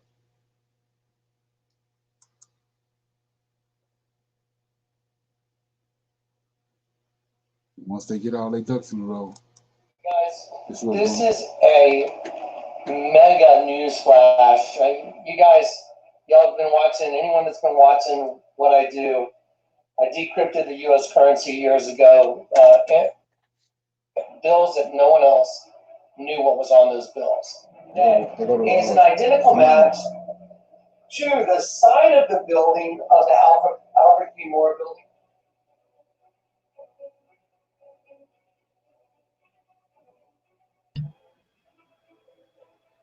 You can't do that if it ain't there. Right. What he's showing you right here is they got it situated a certain type of way, showing you that they got it when you straight up and like a tree. The latest $1 bill, there it is. He's gonna show you. That's a tidal wave coming over a building in with New York. a radioactive sky. The sky is radioactive. There's a nuke That's in the a $10 background. This bill. is tidal wave. One of This is a building right here. And when I move my hand, you will see this building's reflection in the water. There it is. This is the water right here. Okay, that's the $10 bill. The $100 bill has come out, the new $100 bill. This is urgent, viral. Get it out. It's coming. I guarantee it. The prophetic utterance the Lord gave me in 2007. It is. Many of those things have already happened. This is the end of it. Get ready. Thus saith the Lord of hosts, behold, the hand of the oppressor has been lifted against you. And out of the sea shall come fire and smoke and devouring wind. Water as high as the walls of They're Jerusalem gonna shall nuclear cover the device. They're city gonna by float the in the sea. ocean, make you Great shall think be it's the a. destruction of See, that they're gonna city. make you think a meteor hit it. That's what it's gonna cause. Here is the new East $100 Coast. bill. The 10 has been turned upside down. Anyone that watches my ministry should know what that means. Here come contrails of missiles right here. There's a contrail of missile coming in, exploding. Coming in from this side right here, exploding. The reason I'm showing it to you on this is because once you put it in a higher resolution, it's difficult to see. But with the naked eye, here again is the contrail coming in, missile exploding. This is going to be New York City, and you're going to see the water coming through now after this. Here are the buildings. Here are the buildings right here. See the buildings right here? Okay, you see all this ink right here that makes the unidirectional lines? There's darker ink in certain spots. You'll see. Okay, these unidirectional lines is movement towards the subject, which is us. As I change the magnification, you're going to see all of this. All of this is going to turn to waves coming. So you're walking around just changing and buying stuff with the same, and they got it right on your face, and nobody ain't paying attention to you. In from those nukes that went down, and they're going to be destroying the city. Watch. Here it goes. There it is. See it? See how it changed? See how it gets all fluffy? Boom. There it is. Buildings being wiped out. There it is. See the water? That's water. I'm going to go back. Look. There it is. Now picture the water coming at you. Boom. Boom.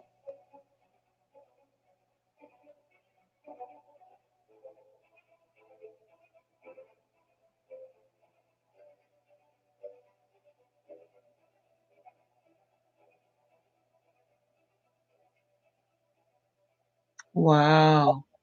This is why they can make the prediction that a certain amount of people gonna be in Africa to say, how the population, because they're gonna run everybody out of here. They don't have no choice but to go. We gotta go. We're gonna make this place undesirable. And like I said, now picture the water coming at you. You can fumble with it, but like I said, you gotta deal with the fact it's on the money. All you want. The man showing you it's on the money. Boom, boom, boom, boom. Devastation. Let me show you what's going to precipitate that, which is on the New York bill. It's coming to New York. I guarantee it. New York. I prophesied it in 2007. It's on the 10. The Hoover Dam also event is going to happen. They've cleared out Lake Mead. I don't know when it's going to happen, but it's going to happen. It's printed on the money. Okay, let me show you what's going to cause this. Here's the other side of the $100 bill. Here we go right here. This is what I couldn't find right here. See? There it is. This is all. That's an incinerator device right here. See that? That's a bomb incinerator device going down in the Atlantic. But they for years and years, like Lil Bo Peep, they've been telling you it's meteors passing the Earth every day. They been putting it in the news. A meteor just passed us, just barely missed us, and all that. But all of a sudden, there's gonna be one that's gonna hit, but it's not gonna be a meteor. It's gonna be this thing. Water splashing up. This is a missile right here.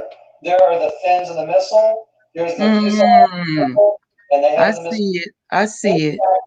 There it is. See it over there? This the water going up and a nuke. Watch as I change the magnification.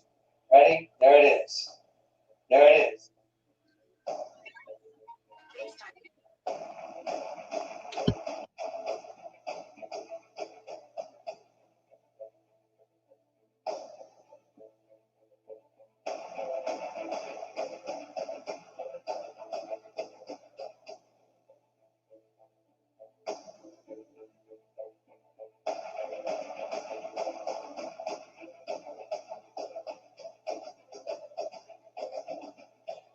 There you go.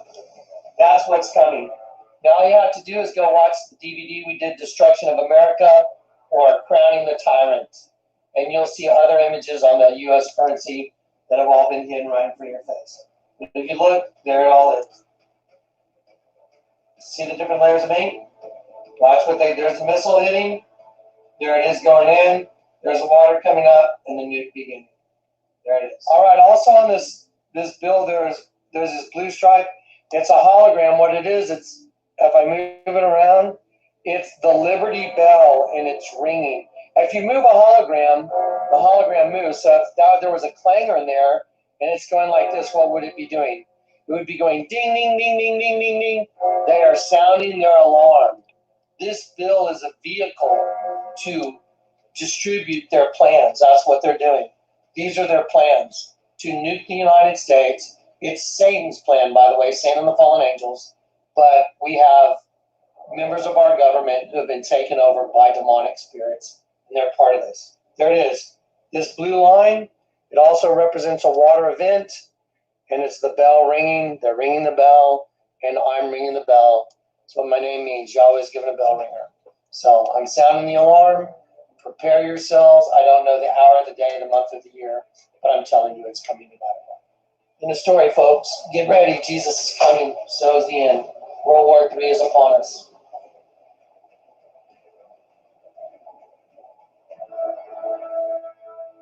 Okay. So let me go somewhere else right quick.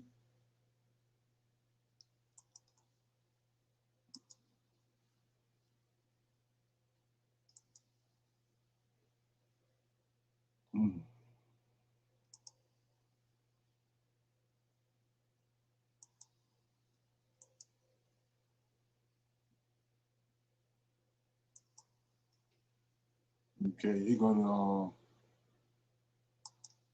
to Hoover Dam.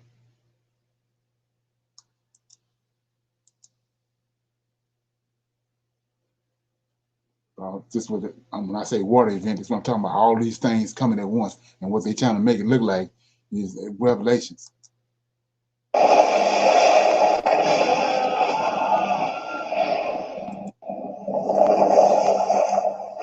Hoover Dam is located on the Colorado River on the border between the U.S. states of Arizona and Nevada.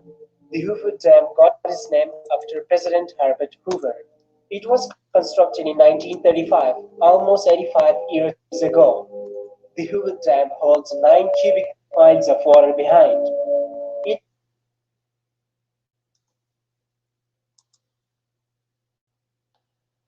It has provided cheap electricity for generations. There are 4.5 million cubic yards of concrete in the Hoover Dam. There is enough to build a 2-lane road from Seattle to Miami. There are 34 trillion liters of water. It has enough capacity to hold the entire average annual flow of the Colorado River for 2 years. But what would happen if this infrastructure suddenly broke? Would it destroy the surrounding areas like a tsunami? Would Las Vegas be underwater? This is Deep Red Zone, and here's what would happen if the Hoover Dam broke. If the whole dam broke at once due to, say, a big earthquake, it would form an enormous wave in the narrow canyon at first. Then as all that 34 trillion liters of water flowed out, it would certainly wreak havoc on everything in its path. That water would likely cover an area of 10 million acres to a depth of 1 foot. To put that area in perspective, the entire state of New Jersey is 9 million acres. How far the water would spread from the riverbanks is unclear, but it would probably wipe out a good section of southeastern California all the way to the Salton Sea. 90,000 people live not far below the dam, and they would be inundated. There would be a huge loss of life. A further 30,000 people live further on, and they also would suffer great loss. Below the Hoover Dam, there are 2 smaller dams, which would be at risk of destruction. It would take at least an hour for the flooding to reach the cities. Downriver towns and cities would see the most damage, which could include the loss of life depending on the amount of warning before the wave. What would happen to the Las Vegas is a matter of even greater conjecture. Las Vegas, or approximately 25 million people, depend on water from Lake Mead. So the city would quickly dry up. The water system has a few days worth of reservoirs, but after that, get the picture. Okay. Let me get on here.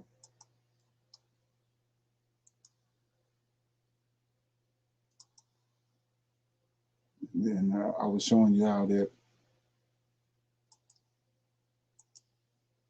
right here.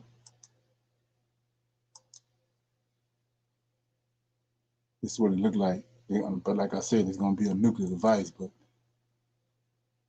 they already know how it goes. So I'm gonna play it.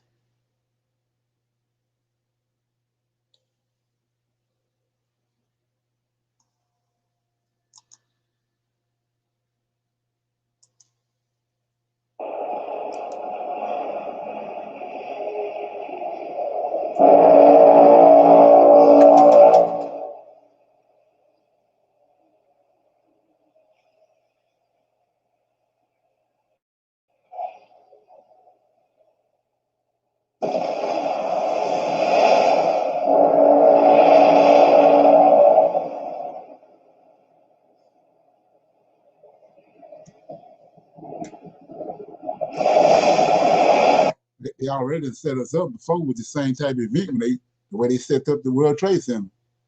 So it ain't like they can't do it.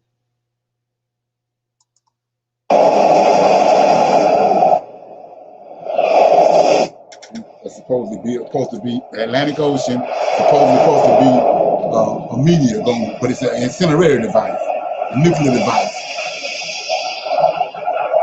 See what it's doing?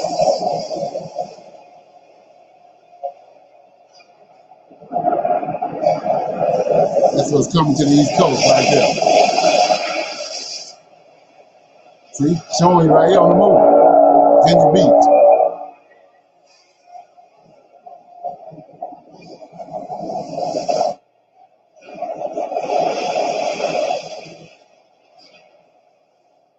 Washington, D.C., East Coast.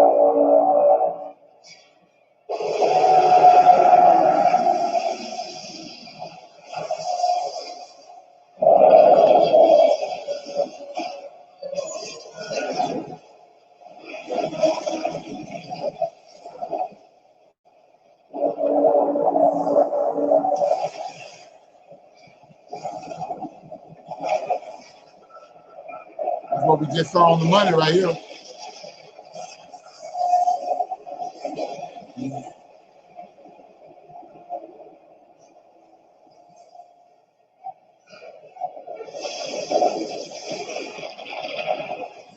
So let's look at that, because they don't see that Miami, that's the East Coast. So he said that Adam was in the garden, right? And Most High said he had to drive Adam out the garden. So Negroes ain't want to leave here. This will get them out of here. Come on.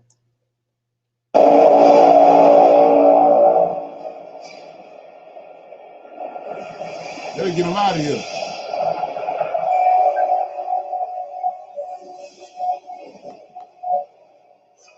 Okay, get the point.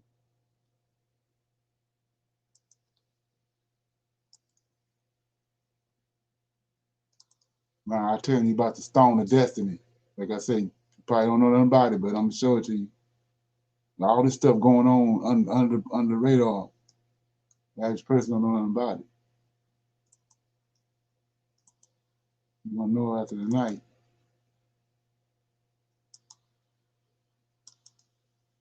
Do your own research. Here we go. It's under Queen Elizabeth throne right here. You see that? Throne of Destiny, tied to David. So they're gonna take this chair right here back to Jerusalem. Trump already made Jerusalem the capital city. They're setting it all up.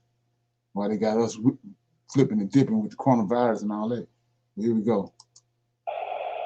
Today I want to talk about the Stone of Destiny.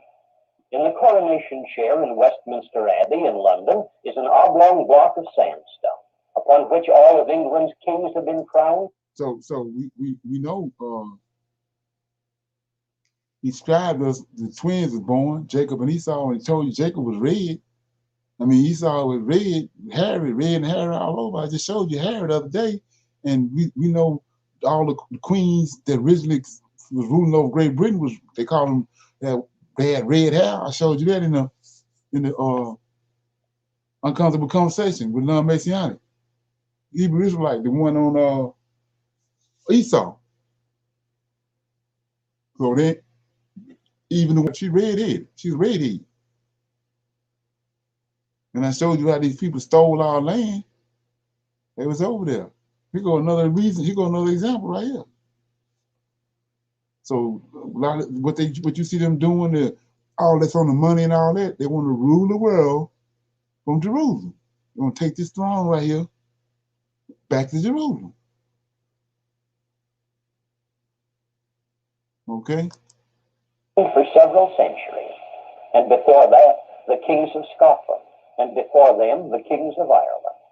This is another bit of evidence of the identity of the Anglo-Saxon people as the Israel of the Bible, and that the house of David still rules over them. The history of this stone begins in the 28th chapter of Genesis, where we read that Jacob camped overnight. So who know that, though?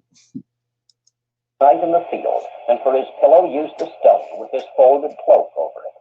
During the night, God appeared to him in a vision and promised to give him the land of Canaan.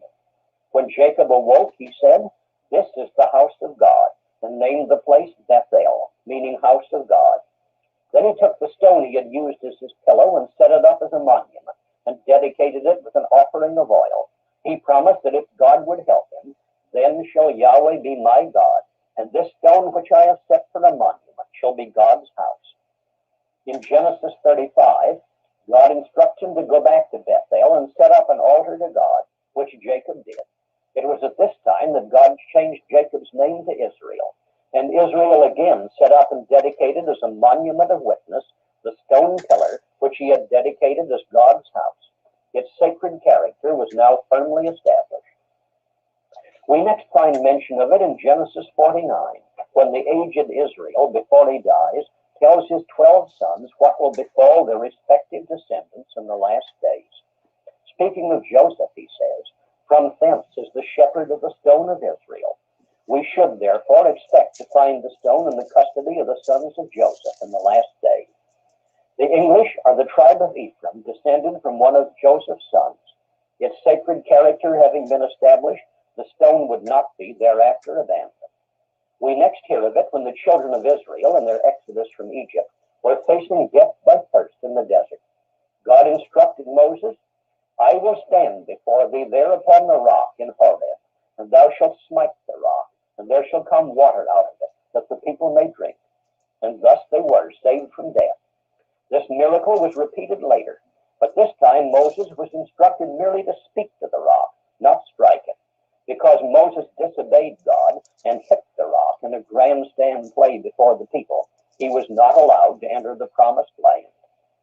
We must not think that this rock was merely the native rock cliffs of these desert places, for in 1 Corinthians 10, verses 1 to 4, Paul says, "All our fathers were under the cloud, and all passed through the sea, and did all drink the same spiritual drink, for they drank of that spiritual rock that followed them, and that rock was Christ."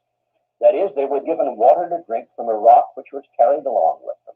And as Israel had said, "This stone which I have set up for a monument shall be God's house." So Christ hallowed it with his presence. After Joshua had conquered the promised land and divided it among the 12 tribes, he reminded them they must ever be loyal to God, and he set up a stone as a monument of witness to this warning. The Hebrew says he took the stone of greatness, and what would... So like I was saying before, like I said, you can do, the name of this video is The Stone of Destiny of Jacob Pillar. You can watch it, but see how they then smooth, slick this all in there and tied it in, but everything he's saying is dealing with the Israelites. But they got the item. They stole it. Obadiah tell you that. They stole it. They stole the land, they stole this. See the gold down there on the bottom, all that? That's the gold I'm telling you about. Nice pimple had. They brought it to Great Britain. It ain't hard to figure out. You can melt gold down. It's the same gold. They got a golden carriage over there. The whole carriage, Queen Elizabeth riding around in gold. That's David and Solomon gold. Same gold that Cyrus brought out and gave to Zerubbabel. Same gold. So anyway, like I was saying before, when you understand all this stuff, it's no way of getting around it. You can't get around it. I mean, these people steadily putting the pieces of the puzzle together right in front of our face, but because we don't have no understanding of what's going on, we ain't connecting the dots. So anyway, I'm gonna read out of the book of Jeremiah. It's gonna kind of tie into a lot of stuff I just showed you with Nehemiah and with this right here. I'm gonna read something right quick. Okay.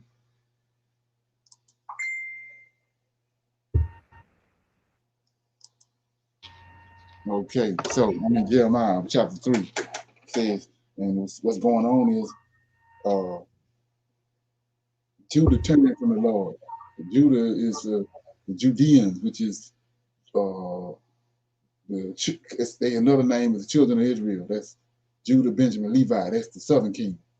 And what happened is the Most High done punished Israel. It's another thing. People not reading this stuff the right way because he got Israel, the 10 tribes, as a king over them, and then he got the southern kingdom, the children of Judah, children of Jerusalem, and they got a seed of David that's over them. That's why the Most High says, because his covenant with David, he left Benjamin, Judah, and Levi together, the head. That's who received the punishment and was taken from the west coast of Africa. The head responsible for the iniquity that was in Israel. So we're going to pick it up in Jeremiah chapter 3.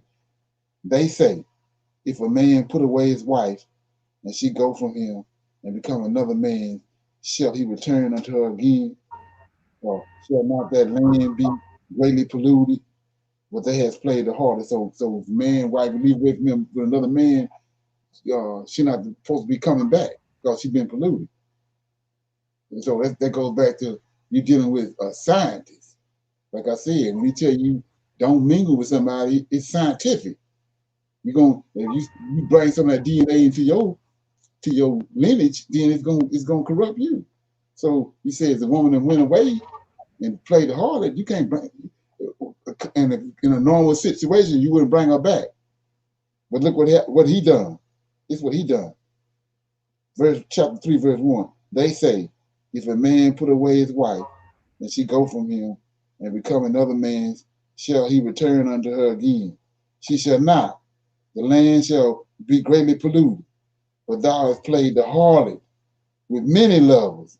Yet returned again to me, says the Lord. So he let him come back 13 times to be Pacific. He got him 13 different captivities. So 22, lift up thine eyes unto the high places and see where thou hast been laying with. So they up there on this mountain where we just saw in the book of Lamech what really was going on.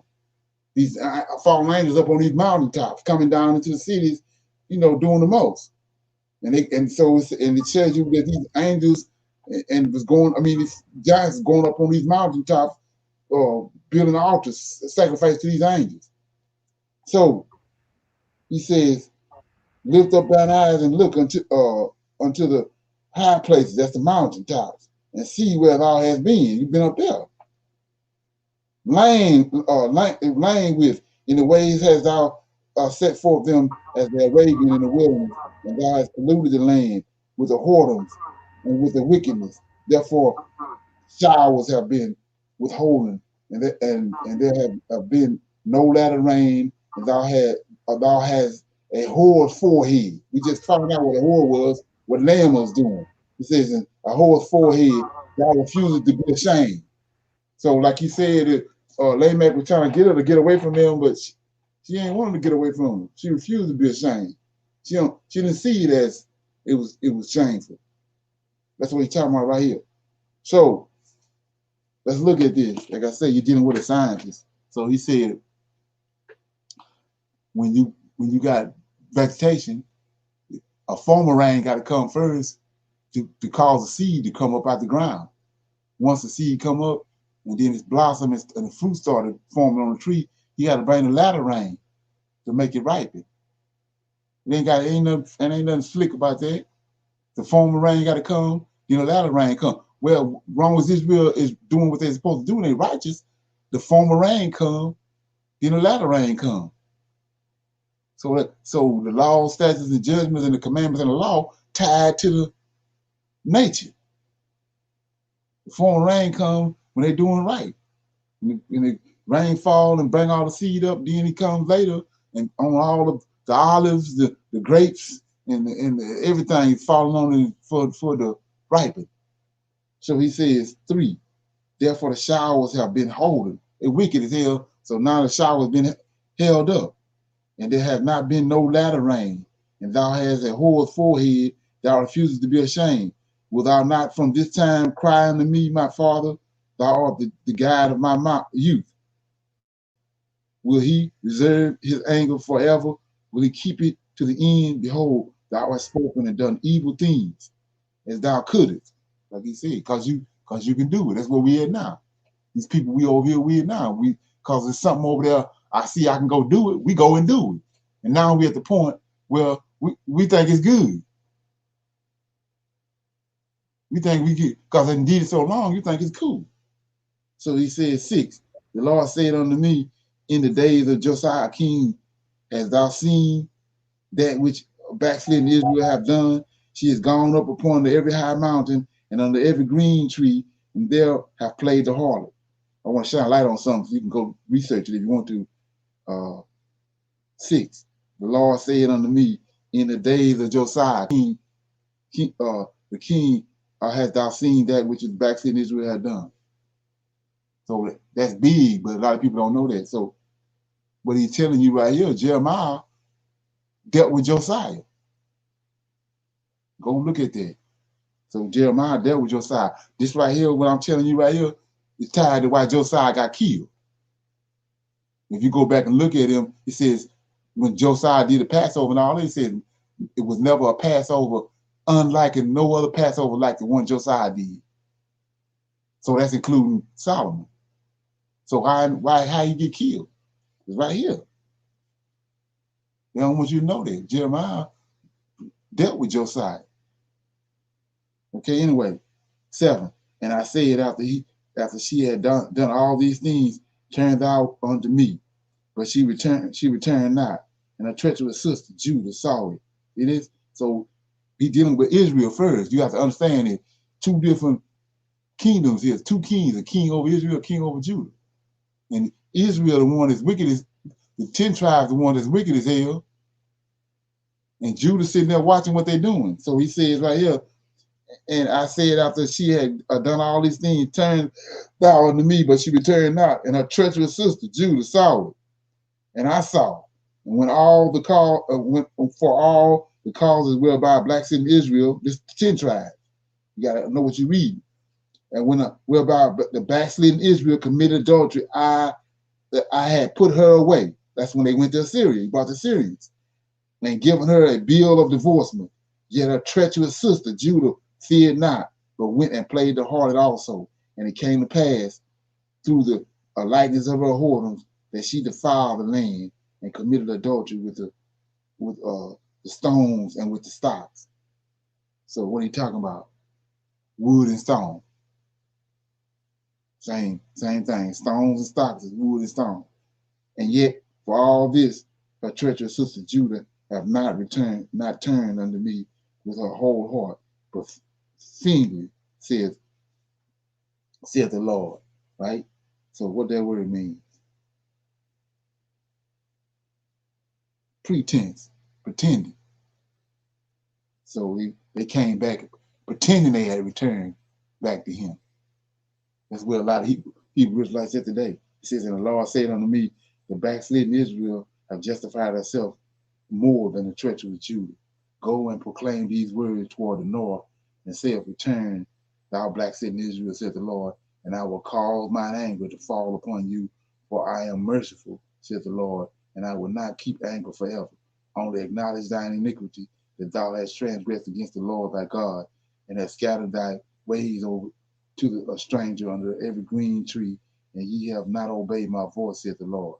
Turn, O backslidden children, saith the Lord, for I am married unto you, and I will take you, one of a city, two of a family, and I will bring you to Zion, and I will give you pastors according to my heart, which shall feed you with knowledge and understanding. And it shall come to pass, when ye multiplied and increased in the land in those days, saith the Lord, they shall say no more, the ark of the covenant of the Lord, neither shall it come to mind, neither shall they remember it, neither shall they visit it, neither shall thou that be done anymore. At that time they shall call Jerusalem the throne of the Lord, and all its nations shall be gathered unto it, to the name of the Lord, to Jerusalem. Neither shall they walk any more after the imagination of their evil hearts. In those days the house of Judah shall walk with the house of Israel, and they shall come together out of the land of the north to the land that I have given for inheritance unto your fathers. But I said, how shall I put thee among the children, and give thee a pleasant land, a goodly heritage of the host of the nations? And I said, thou call me my father, and I shall not return away from thee. Surely as a wife treacherously departed from her husband, so have ye dealt treacherously with me, O house of Israel, said the Lord. A voice was heard upon the high places, weeping and supplication of the children of Israel, for they have perverted their way, and they have forgotten the Lord their God. Return, ye backslidden children, and I will heal your backsliding. Behold, we come unto thee, for thou, O Lord our God, truly in vain in his salvation hope for from the hills and from the multitude of the mountains. Truly in the Lord our God is salvation for Israel. For shame hath devoured the labor of our fathers from our youth, their flocks and their herds, their sons and their daughters. We lie down in our shame, and our confusion covers us, for we have sinned against the Lord our God, we and our fathers from our youth even unto this day, and have not obeyed the voice of the Lord our God. So reading this right here with the proper understanding, we see why we in the predicament we're in right now. We're in the same predicament they was in. But the point I want to shine a light on, the reason why I read this, I showed you this before, but it sticks out even more now. So I showed you there's two sisters here. Judah, the children of Jerusalem, Benjamin, Levi, and Judah.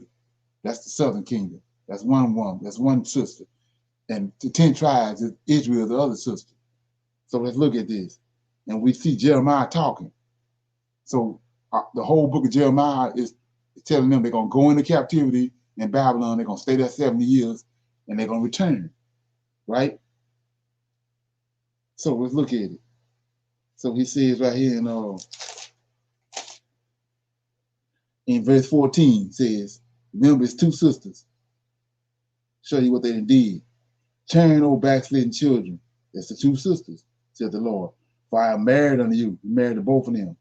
And I will take you, one of a city, 2 of a family, and I will bring you to Zion. Right? So where they at? He got to bring them to Zion. They in Babylon. See that? They in Babylon. So let's keep going. And I will give you pastors according to my heart, which shall feed you with the knowledge and understanding. Who is these pastors? The minor prophets, Hosea, Haggai, Zechariah, Malachi, all of them came back with him.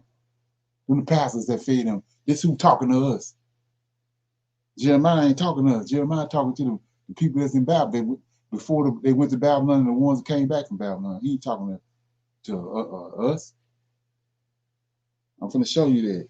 16, and it shall come to pass when ye be multiplied and increase in the land, and in those days, saith the Lord, they shall say no more the ark of the covenant of the Lord, neither shall it come to mind, neither shall they remember it, neither shall they visit it, neither shall that be done anymore. At that time, they shall call Jerusalem the throne of the Lord, and all nations shall be gathered unto it, to the name of the Lord, to Jerusalem. neither shall they walk anymore after the imagination of their hearts. This when they came back from Babylon. Now here we go, right here, verse 18. In those days, the house of Judah shall walk with the house of Israel. That's both of the sisters. They came back. So what's this lost 10 tribes bullcrap? It says 18.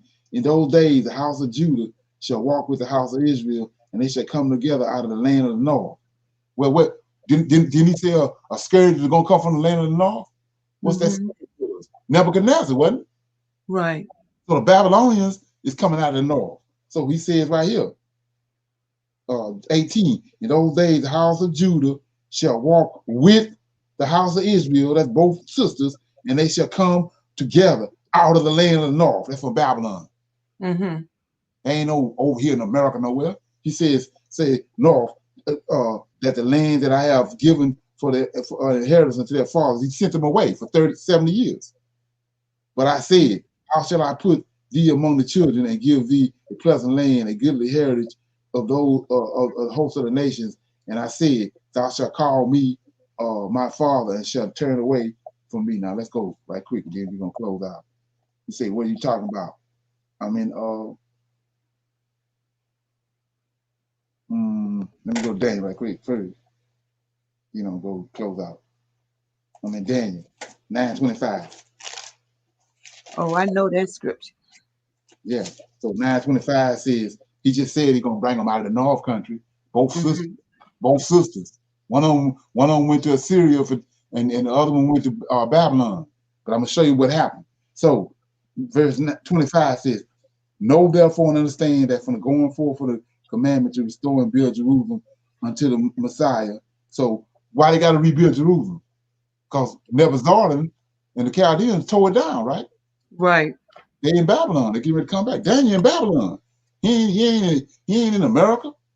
Yeah, he in Babylon. So he says, know therefore and understand that from the going forth for the commandment to restore and build Jerusalem, they in Babylon until the Messiah. And we know that's Zerubbabel.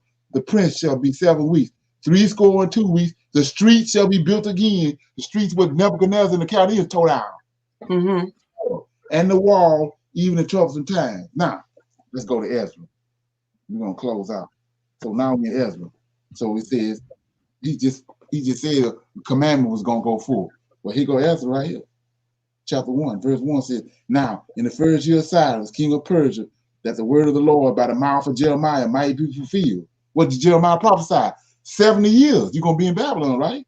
The Lord stirred up the spirit of Cyrus, king of Persia, that he made a proclamation throughout all the kingdom and put it in writing and saying, thus said Cyrus, king of Persia, the Lord God of heaven, have given me all the kingdoms of the earth and have charged me to build him a house in Jerusalem, which is in Judah. Look at this. Who is there among you of all his children? Now, didn't I just read? He said both sisters was coming back. That's right. Okay. Who did Cyrus conquer? He conquered the Babylonians. Who the Babylonians conquered? The Assyrians. The 10 tribes with the Assyrians. Now, Cyrus ruling over 192 provinces. Ain't Assyria one of the provinces? Right. The 10 tribes in Assyria. So now Cyrus came. He didn't conquer the Chaldeans that have Judah, one of the sisters, and he didn't conquer the Assyrians that got the other sister. He ruling all of them. He got all the tribes there under his command. So that's why he can say in verse 2, thus says Cyrus, king of Persia, the Lord God of heaven, who had given him all them kingdoms. See that? All these provinces of the earth, and he hath charged me to build him a house at Jerusalem, which is in Judea. Who is among you of all? He didn't say some of them. He said all, 12 tribes. All the whole nation. All his people. His God be with him. Let him go up to Jerusalem, which is in Judea, and build the house of the Lord their God. He is the God which is in Jerusalem. And whosoever remain of any place where he sojourn, let the men of this place help him with silver, with gold, with goods, with beasts, and free will offering of the house of the Lord in Jerusalem. So that's another lie they told us about the 10 tribes. They all came back right here. Okay. So With that being said, anybody got any comments? I just want to say that is good news, you know, to see how the Lord of Hosts orchestrates that. It might not look like it's in our favor to the naked eye, Right. but with him having Cyrus to conquer all of those nations, and within those nations were, you know, the two sisters. That's all the work of the Lord of Hosts. So that's encouraging to know that even though we can't figure out how he gonna move and how he gonna, you know, rescue us and redeem us and get us to the west coast of Africa, we know he gonna do it because we've seen him do it in times past. Right. You got to understand what happened in the past in order to understand what he's gonna do now. Like I said, these wicked folks got us thinking 10 tribes off somewhere on Fantasy Island somewhere. When the whole time he had Cyrus back to the Cyrus wicked as hell. Never wicked as hell. So that explaining to you why he brought Japhet through the flood. But anyway, so he didn't came and brought all them back. They all came back from Babylon. Right. He gave Cyrus all the kingdoms. All his people was there. And Cyrus came and gave the commandment that all the ones that want to go back, both the southern and the northern kingdom, that want to go back. So, like I said, so it's just like with the JC thing. You can fumble with it if you want to, but right there it is, right there in your face. And you know, I didn't write it. So anyway, yeah. So I'm gonna we passed the 2 hours. I'm gonna close it out right here. You know, anybody got a question? Okay, so I'm gonna close it out right here, play this line, and then we're gonna pick it up in the morning at 9 o'clock for the Sabbath class. Okay. And your birthday. Your birthday is tomorrow. Okay. My born date. Your born date. Okay. And hopefully, Leonard, you'll tell us how that coincides with Noah and the ark tomorrow. Yeah, okay.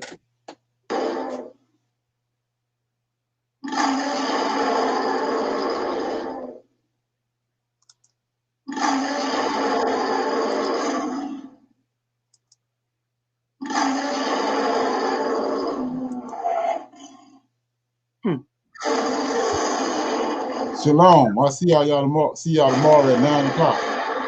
Shalom.